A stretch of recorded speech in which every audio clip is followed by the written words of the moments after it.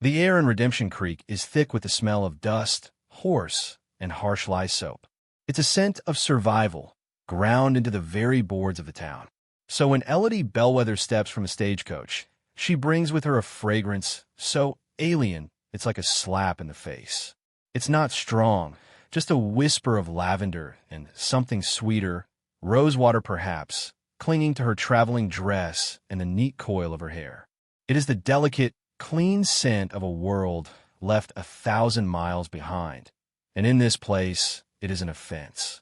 The women on the boardwalk stop their chatter, their faces tightening. A few pull their shawls a little closer, as if to ward off a contagion.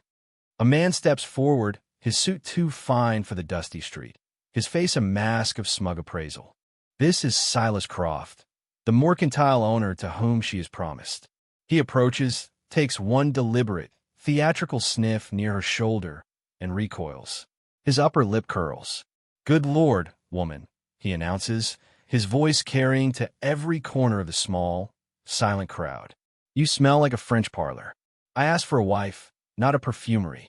Humiliation, hot and swift, floods Elodie's cheeks. She stands frozen, the handle of her valise digging into her palm. She has traveled for 3 weeks, spent the last of her inheritance on a sturdy dress and a ticket to a new life, only to be publicly condemned for the scent of the soap she'd saved for the occasion. Croft turns to the onlookers, spreading his hands in a gesture of aggrieved showmanship.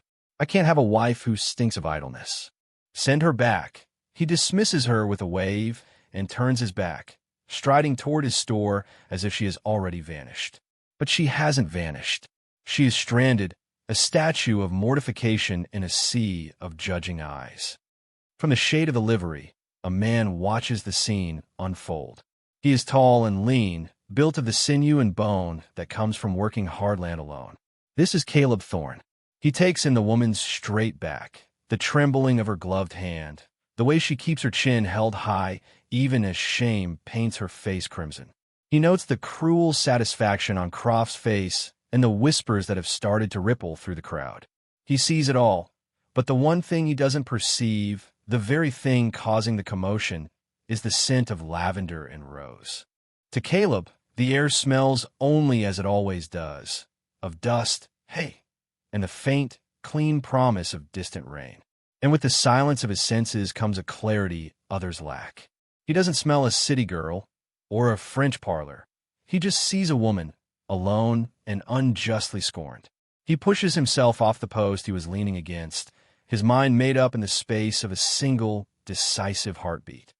They faced harsh judgment, but someone saw their true value. Before this story unfolds, tell us, have you ever stood up for someone unfairly judged? If you believe in looking beyond the surface, hit like and subscribe. The crowd begins to disperse, leaving Elodie in a widening circle of isolation. Her future has just evaporated in a puff of public ridicule. She has nowhere to go, no money for a return ticket, and the entire town has now been instructed to find her offensive. A long, slow breath was all that kept the tears at bay.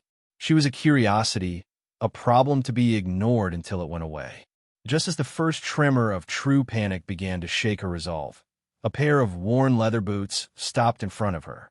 She looked up into a face carved by sun and wind, with eyes the color of a stormy sky. It was the man from the livery. He didn't speak, just looked at her, his gaze steady and unreadable. He wasn't sneering. He wasn't pitying.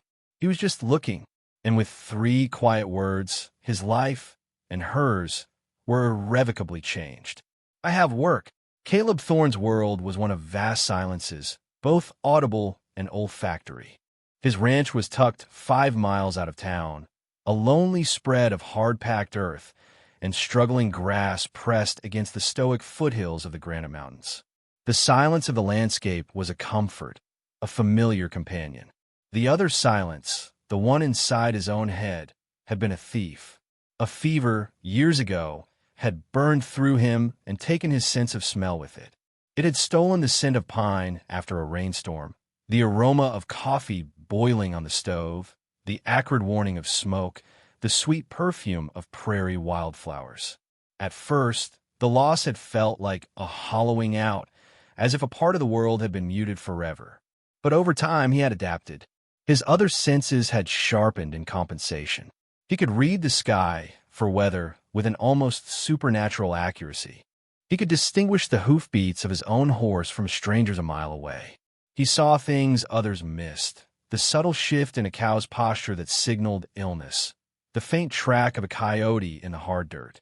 His sensory void had made him a master of observation, a man who judged the world by what he could see and touch, not by its invisible vapors. Elodie Bellwether's past was a world of precisely those vapors. She was the daughter of a Boston academic, raised in a house that smelled of old books, beeswax polish, and her mother's rose garden. Life had been one of quiet intellectualism and modest comforts. But her father's death, followed by her mother's wasting illness, had dismantled that life piece by piece. The books were sold, then the furniture, then the house itself. All she had managed to keep was a small trunk of her mother's things, including a few bars of finely milled soap and a small bottle of rosewater. These weren't luxuries to her. They were anchors. They were the scent of home, of dignity, of a life where a woman could afford to smell of something other than sweat and sorrow. When she answered Silas Croft's advertisement for a wife, she'd seen it as a practical matter, a chance to build a new life. She had not anticipated that the last remnants of her old one would be the cause of her ruin.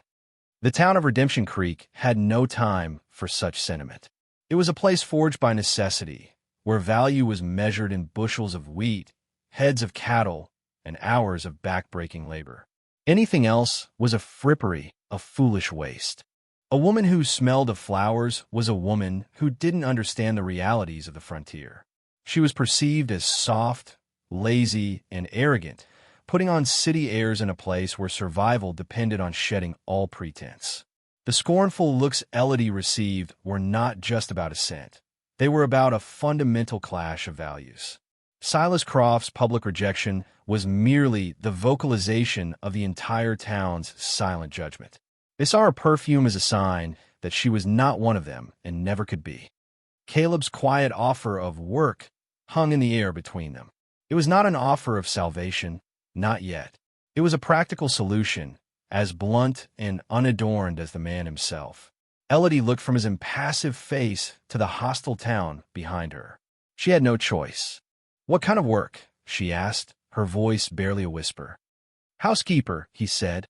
"My place is in need." He gestured vaguely with his head towards the road leading out of town.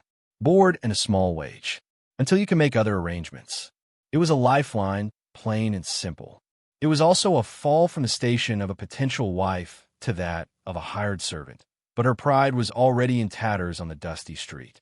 All that was left was the instinct to survive. She nodded, unable to speak past the lump in her throat. Caleb gave a single, sharp nod in return, as if settling a business transaction. He hefted her valise as if it weighed nothing, then her larger trunk, and loaded them onto the back of his wagon. He didn't offer a hand to help her up, and she didn't expect one. She climbed onto the hard wooden seat herself, her back ramrod straight, her gaze fixed on the horizon.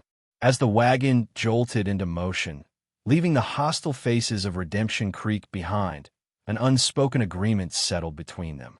He was offering her a refuge, and she was accepting it. The awkwardness was a palpable thing, a third passenger on the seat. He was a stranger. She was a pariah. Their new life together began in a shared, uneasy silence, with the silent mountains watching them go. The journey to his ranch was made with few words. Caleb pointed out landmarks, a lightning-scarred cottonwood, a dry creek bed, in a low murmur that was more about filling the silence than conversation. Elodie, for her part, held herself rigidly, her mind a whirlwind of fear and fragile hope. The ranch, when they arrived, was exactly as she'd imagined a bachelor's holding would be, only more so.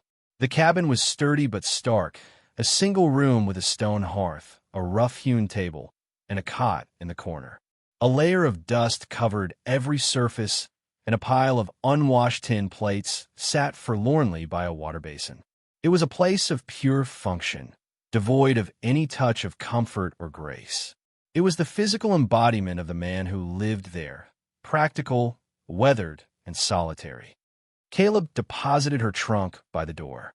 "The loft is yours," he said, pointing to a ladder leading to a small sleeping space above.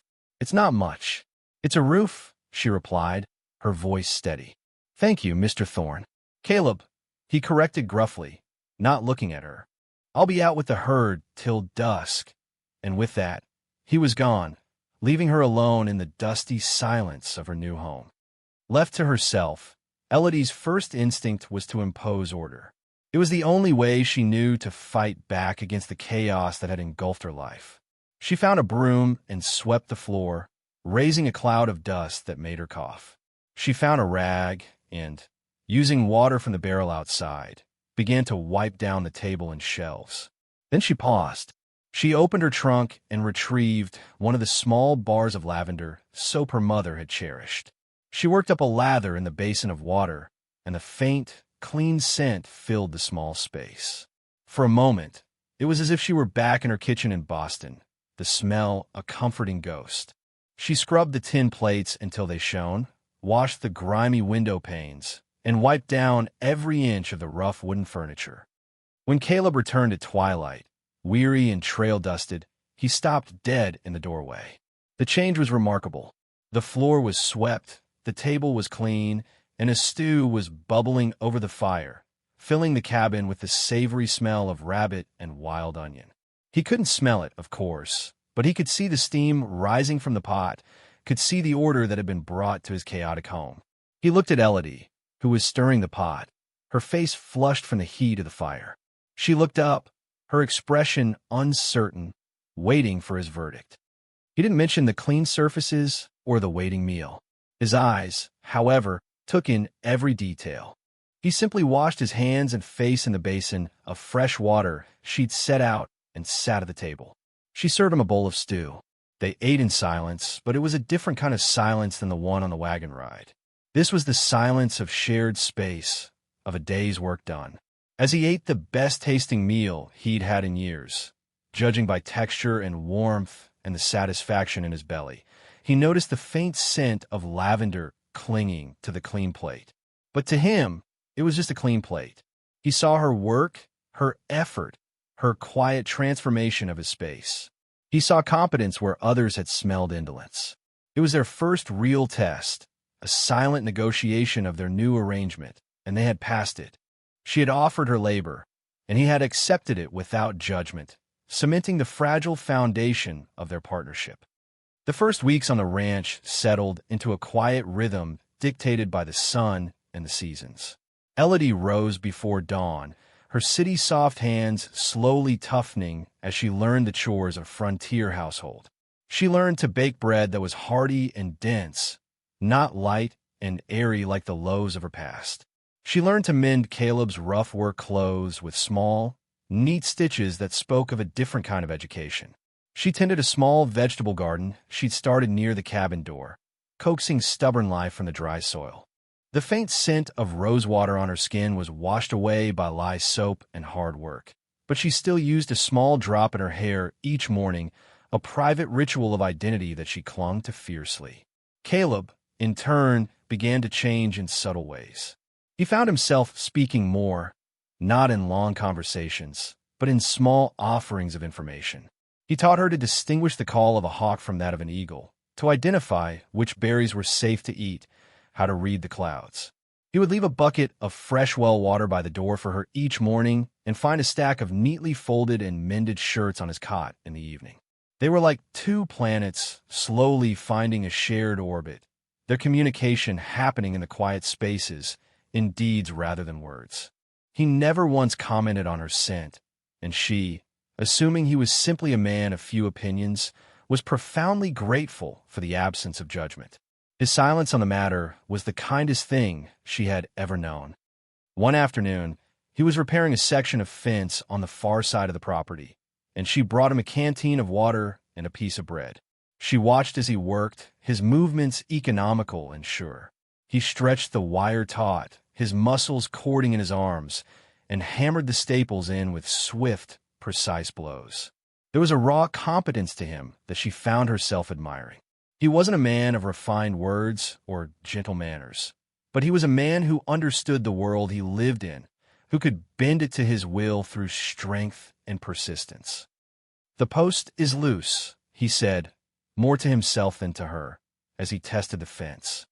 "It needs to be set deeper," she said, surprising herself with the observation. "The ground is softer there. The rain must wash the soil away." He stopped and looked at her, truly looked at her. He'd expected her to know about books and parlors, not about fence posts and soil erosion. "You're right," he said, a note of respect in his voice. He found a large rock and began tamping the earth around the post, his actions confirming her words. In that small moment, something shifted. He saw her not as a refugee he was sheltering, but as a partner, someone with a keen eye and a practical mind. She wasn't just cleaning his house, she was learning his world. The real test came a month after her arrival. Their supplies were running low, and a trip to Redemption Creek was unavoidable. Elodie felt a knot of dread tighten in her stomach. The memory of her public humiliation was still a fresh, smarting wound. "I can stay here," she offered, not wanting to be the cause of any trouble for him. "I need you to pick out the flower," Caleb stated simply. "You know, the good kind. I always get the one with weevils." It wasn't a question or a request. It was a statement of fact. He needed her help. It was the first time he had explicitly said so. Bolstered by this small vote of confidence, she squared her shoulders and agreed to go. The moment their wagon rolled down the main street, the atmosphere changed. It was as if a cold wind blew through the town. Women who had been chatting on the boardwalk fell silent, their eyes following the wagon. Mrs. Gable, the blacksmith's wife, made a great show of pressing a handkerchief to her nose as they passed. Elodie could feel the heat rising in her own cheeks, but she kept her gaze fixed straight ahead. Inside Croft's mercantile, the air was thick with unspoken hostility. Silas Croft himself was behind the counter, and his eyes narrowed when he saw them. He pointedly ignored Elodie, directing his smarmy greeting only to Caleb. "Thorne, come for supplies? Or just showing off your sin of charity?" Caleb's face remained impassive, but Elodie saw his hand tighten on the edge of the counter. "We need flour, beans, salt, and coffee," he said, his voice level and cold. As Elodie moved to inspect the flour sacks, two women near the bolt goods corner began whispering, their voices pitched just loud enough to carry. "Still stinks of roses, don't she? You'd think living out on that dusty patch would have boiled it out of her by now." "Some stains don't wash out," the other replied with a sniff. Elodie flinched as if struck. She froze, her hand hovering over a sack of flour, the familiar shame washing over her. But before the feeling could take root, Caleb moved. He didn't say a word to the women. He simply turned his head and looked at them. His gaze was flat, hard, and utterly chilling. It was the look a man gave a predator circling his flock. The women fell silent immediately, their faces paling. They suddenly found their thread shopping intensely interesting. Caleb turned his attention back to Croft. "And a bag of those peppermints," he said, his voice unchanged. He paid for the goods, loaded them into a crate, and carried it out to the wagon without another word. Elodie followed, her heart pounding. He hadn't raised his voice, hadn't argued, hadn't defended her with words. He had defended her with his presence, with a silent, unwavering shield of protection. He had stood between her and the town's scorn, and the town had backed down. The ride back to the ranch was quiet. Elodie kept replaying the scene in her mind. He hadn't reacted to the reason for their whispers, only to their cruelty. He hadn't defended her smell. He had defended her. A strange and unfamiliar warmth began to bloom in her chest. She was beginning to understand that Caleb Thorne's world, for all its harshness, was a place of profound and simple fairness. He judged people by their actions alone. As they neared the ranch, he reached into the sack of supplies and handed her one of the peppermint sticks. She took it, their fingers brushing for a brief moment. It was a small, almost insignificant gesture, but to her, it felt like a treaty. It was an acknowledgement of the battle they had just silently fought and won together. She was no longer just his housekeeper. She was under his protection, and for the first time since leaving Boston, she felt the fragile beginnings of safety. The threat of the town was real, but the reality of Caleb's quiet steadfastness was stronger. The incident in town, rather than driving them apart, wove another thread into the strengthening cord of their shared life. Elodie found herself watching Caleb with a new curiosity, trying to understand the quiet depths of the man who had so effortlessly shielded her. She noticed things she hadn't before. She noticed he never commented on the rich aroma of the coffee she brewed each morning or the sweet smell of the jonquils she'd planted by the door, which were now defiantly blooming. He never remarked on the savory scent of roasting meat or the comforting smell of baking bread that filled the small cabin. He praised her cooking based on its taste and texture, her gardening by the bounty it produced, but the entire world of fragrance seemed to be a blank spot in his perception. At first, she thought it was just his taciturn nature. He wasn't a man for flowery compliments, but a suspicion began to grow, a small, tentative idea that seemed too strange to be true. She found herself testing her theory in small ways. She would place a sprig of rosemary next to his plate. He wouldn't react. She would let the stew boil over just a little, creating a slightly burnt smell. He wouldn't notice until he saw the smoke. The moment of revelation came on a blustery autumn evening. Elodie was frying bacon for their supper, her mind momentarily distracted by the wind rattling the window pane. She turned back to the hearth a second too late. The bacon was blackening in the pan, and a thick, acrid smoke was quickly filling the cabin. Her eyes watered, and she coughed, waving a hand in front of her face as she snatched the hot pan from the fire. Caleb was sitting at the table, sharpening a knife on a whetstone, his movements steady and rhythmic. He didn't cough. He didn't look up. He didn't react at all to the choking smoke that was making it hard for her to breathe. He only stopped his work when he saw her distress, when he saw the physical manifestation of the smoke in the air. "It's burnt," she said, her voice raspy, stating the obvious. He just nodded, his eyes on the haze in the room, not a flicker of discomfort on his face. She took a breath, the smoky air stinging her lungs, and finally asked the question that had been hovering on her lips for weeks. "Caleb," she began, her voice soft, tentative. "The smoke, you can't smell it, can you?" He stopped sharpening the knife. He placed the blade carefully on the table and finally looked at her. There was no shame in his eyes, no defensiveness, just a quiet, factual stillness. "No," he said, "not for 10 years. Fever took it."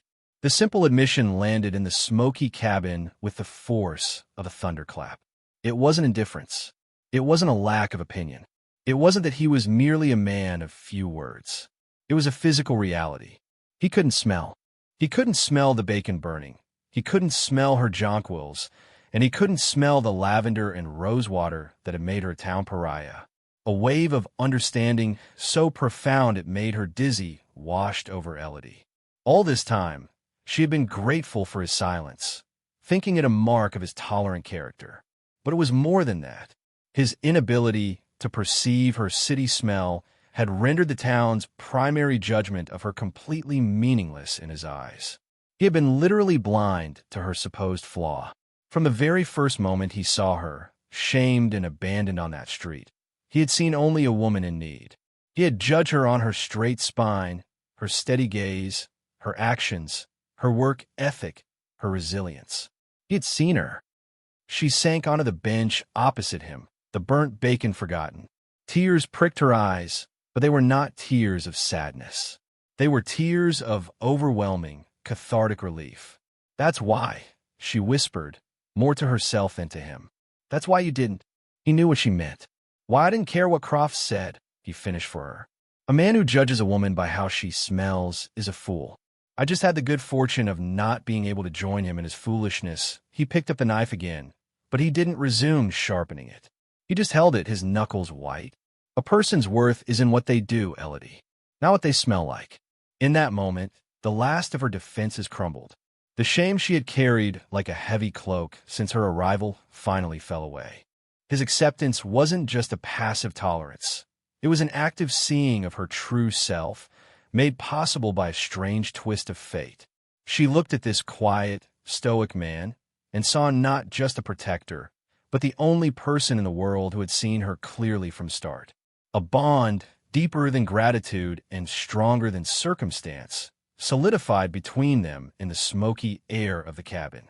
It was a connection forged in a void of scent, but filled with a profound and growing respect. As the days shortened and the threat of winter loomed, the rhythm of their life on the ranch deepened into a comfortable harmony. The revelation of Caleb's condition had changed everything. Elodie no longer felt like a guest living on the edge of his tolerance. She felt like a partner in his silent world. She began to describe sense to him, trying to paint a picture for his missing sense. "The bread today smells warm and a little sweet, like sunshine on hay," she'd say, and he would nod, a small, rare smile touching his lips. He was tasting the world through her words. In return, he taught her the language of his world. He taught her how to track a deer, how to predict a snowstorm by the color of the sky and the behavior of the birds, how to be still and listen to the land. She found a strength in herself she never knew she possessed. The city girl who had been shamed for her perfume was now a woman who could split firewood, dress a rabbit, and face a coming blizzard with calm resolve. She still used a touch of her rose water. It was a part of who she was, but it was no longer a shield. It was just a quiet reminder of her journey. This growing peace, however, was a fragile bubble in the harsh landscape of Redemption Creek. Silas Croft had not forgotten his public humiliation. Seeing Elodie not just surviving, but thriving under Caleb's protection was a constant irritant to his bloated pride. He had declared her worthless, and the fact that Thorne had found value in her was a personal affront.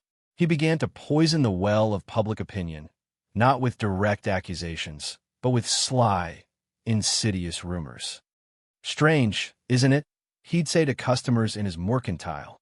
"A lone man and an unattached woman, living all alone out there. Not proper."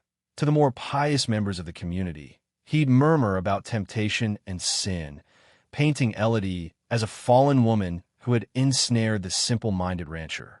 The whispers that had once been about her scent now turned to her virtue. The town, always eager for a target, began to shift its judgment.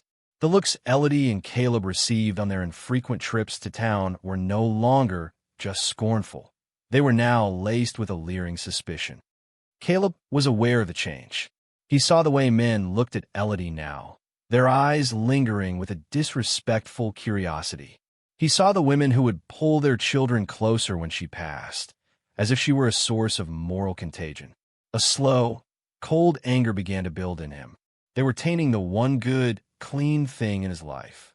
He found himself standing a little closer to her in town, his presence a silent, formidable warning. His protective instinct, born of pity and pragmatism, was deepening into something fierce and personal. He was no longer just sheltering a stray. He was defending his home. The emotional stakes were rising for Elodie as well. The safety she felt at the ranch was a sanctuary, and the thought of losing it was terrifying. More terrifying, however, was the thought of Caleb's suffering because of her. She saw the strain in his jaw when they were in town, the way his quietness became a hard, defensive wall. She was the cause of it, the source of the trouble that was now lapping at the edges of his solitary life. One evening, as they sat by the fire, the silence heavy between them, she finally spoke of her fear. "Perhaps I should go," she said softly, her gaze fixed on the flames. "I am bringing you nothing but trouble, Caleb. Croft will not stop until he has driven me away." Caleb stopped whittling the piece of wood in his hands. He looked at her, his storm-gray eyes intense. "And where would you go?" "I don't know. I would find something." Somewhere her voice was thin, brittle. "No," he said. The word was flat, absolute. It was not a suggestion. It was a command. "This is your home now." He paused, and the next words he spoke seemed to be pulled from a great depth. "I am used to you being here."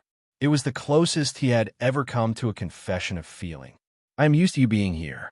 For a man like Caleb, it was a declaration of profound significance. It meant she was no longer an outsider, no longer a temporary arrangement. She was a part of the landscape of his life. She was the smell of bread he couldn't smell but could taste, the color of the flowers he couldn't smell but could see, Hearing those words, Elodie knew she couldn't leave. But she also knew that their current arrangement was no longer sustainable. Croft and the town were closing in, and a decision would have to be made. Their quiet life was balanced on a knife's edge, and the slightest pressure would send it toppling. The storm they had been watching from a distance was about to break directly over their heads. The storm broke on a cold Tuesday afternoon. A buggy, carrying Silas Croft and the Reverend Miller, rattled up the path to the cabin. Caleb saw them coming from the barn, and his whole body went rigid. He wiped his hands on his trousers and walked to meet them in the yard, positioning himself between the visitors and the cabin door, where he knew Elodie was watching. "Thorn," Croft said, climbing down from the buggy with an air of smug authority. "The Reverend and I have come to discuss a matter of public morality." The Reverend Miller, a small, anxious man who seemed to live in Croft's shadow, wrung his hands. "Mr. Thorn, there are concerns. The town is talking about your living situation." Caleb's face was a granite mask. "My living situation is my business. It becomes the town's business when it threatens to corrupt its moral fabric," Croft said, puffing out his chest. "You are harboring a woman of questionable character with no formal arrangement. It's an affront to every decent family in Redemption Creek. Her character is worth more than this entire town's," Caleb said, his voice dangerously low. "Is it?" Croft sneered. "She arrived here under false pretenses, ready to sell herself to the highest bidder. When I saw her for the cheap, perfumed article she was, and sent her packing, she latched onto you. A lonely, simple man. It's the oldest trick in the book." The cabin door opened, and Elodie stepped out. Her face was pale, but her eyes were blazing. "You will not speak of him that way," she said, her voice shaking but clear. "Mr. Thorn showed me kindness when you showed me nothing but cruelty and contempt."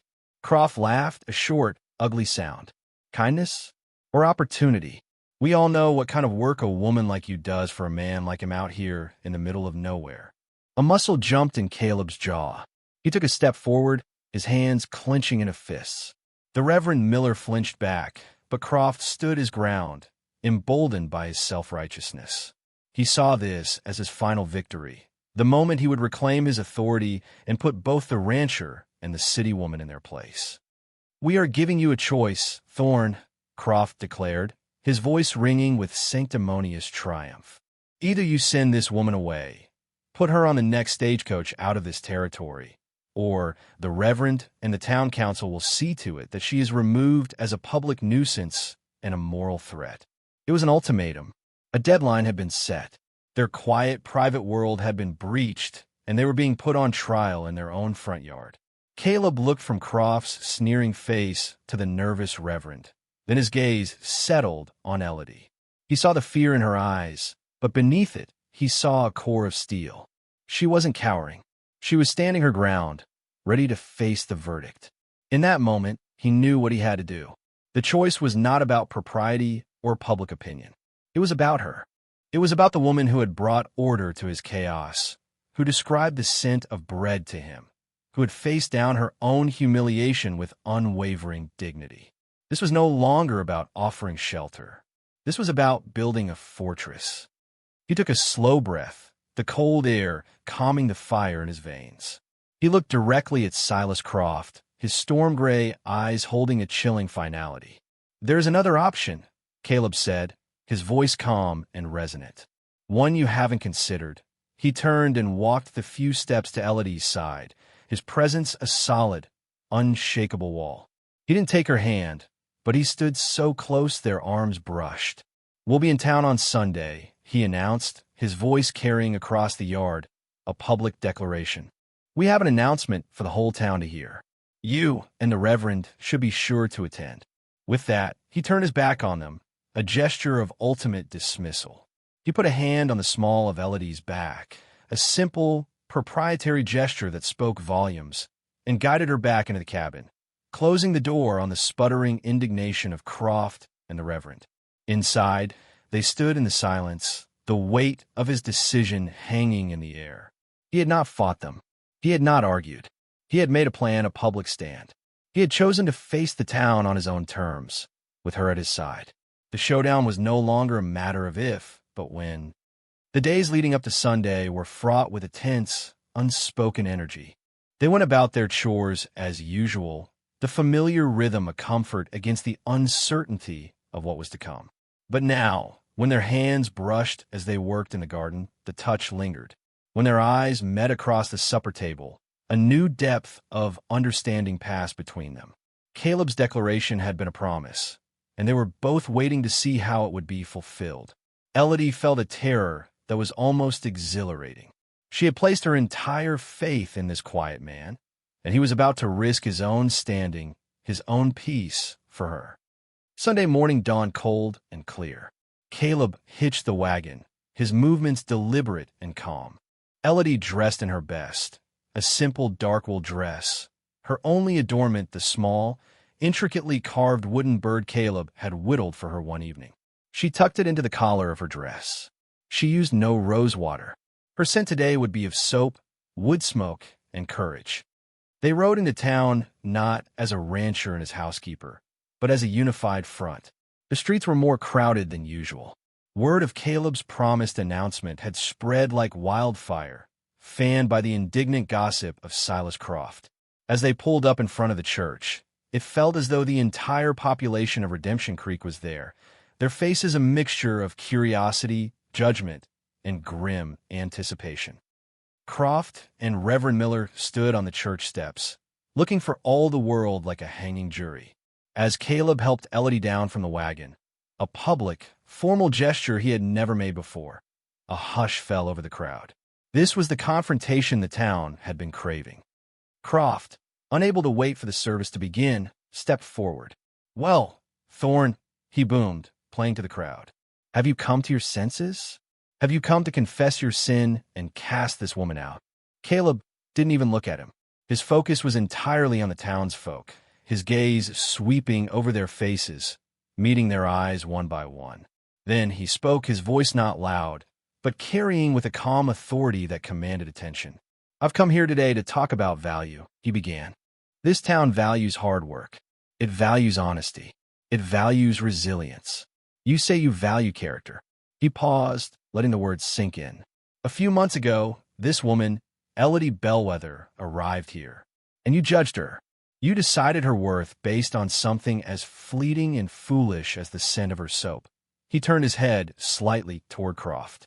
"Our leading citizen here called her a perfumed article and cast her out.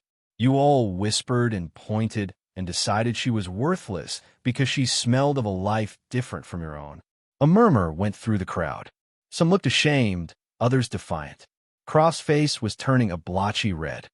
"Well, she came to my home," Caleb continued, his voice steady as a rock. "And I have had the privilege of seeing her true character. I have seen her turn calloused hands to any task, no matter how hard. I have seen her face down hardship with a quiet dignity that most of you could not muster.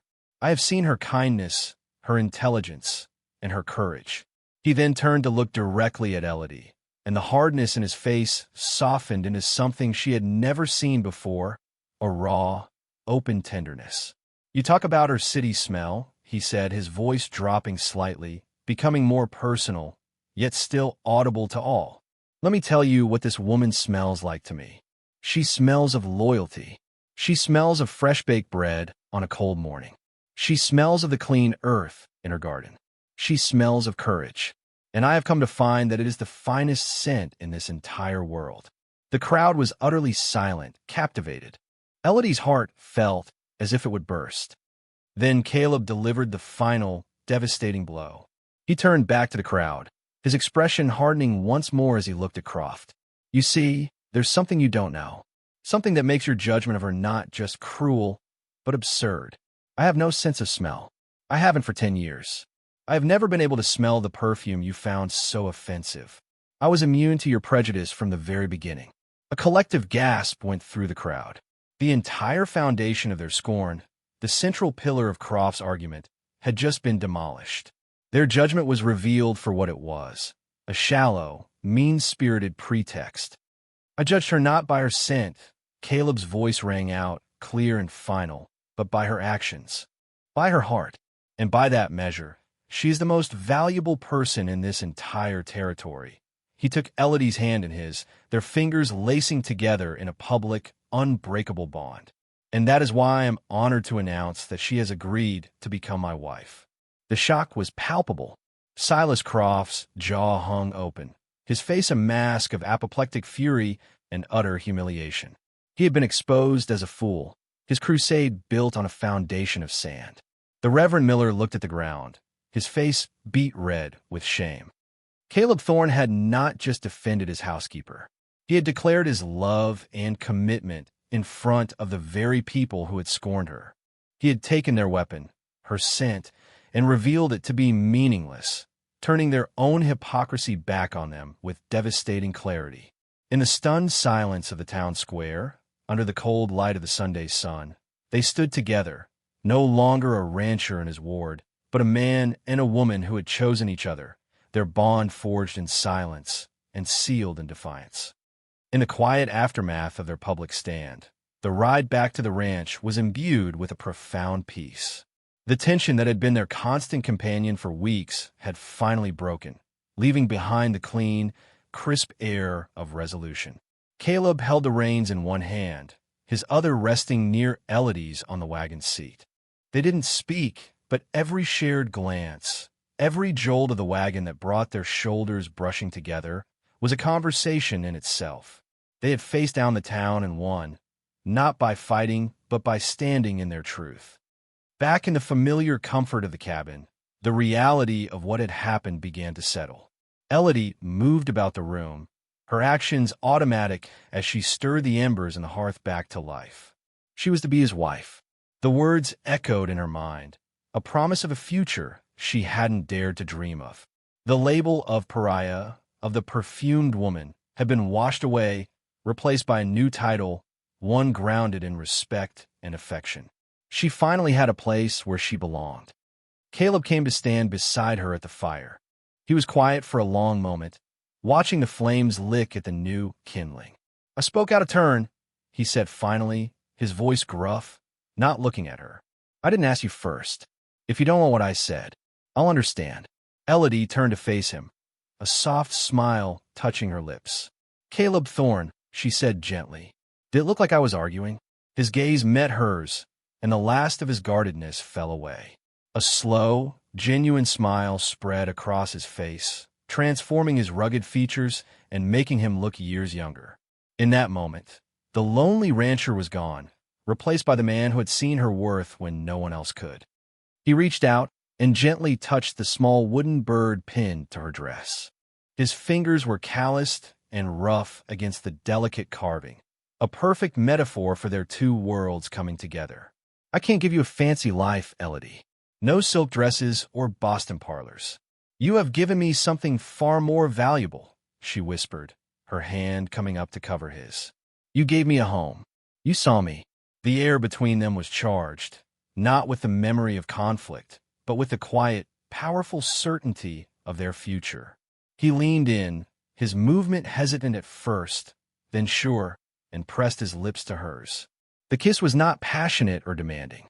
It was like the man himself, steady, honest, and profoundly grounding.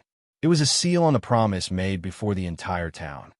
Later, as the sun began to set, painting the sky in hues of orange and purple, they stood together on the small porch of the cabin.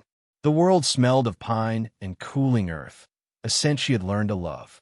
She leaned her head against his shoulder, and he wrapped a strong arm around her, holding her close. He would never smell the rosewater in her hair or the lavender of her past. But as he breathed in, he felt the warmth of her beside him, saw the determined set of her jaw, and felt the steady beat of her heart against his arm. He breathed her in, not her scent, but her presence, her resilience, her spirit. And he knew, with a certainty that settled deep in his bones, that he had found the rarest and most precious thing on the frontier. He hadn't just found a wife. He had found the missing part of his own quiet world. Thanks for watching. If you believe in compassion, overcoming prejudice, and finding love in unexpected places, give this story a like and subscribe for more. Her true worth was finally seen. What does true value in a person mean to you? Tell us below.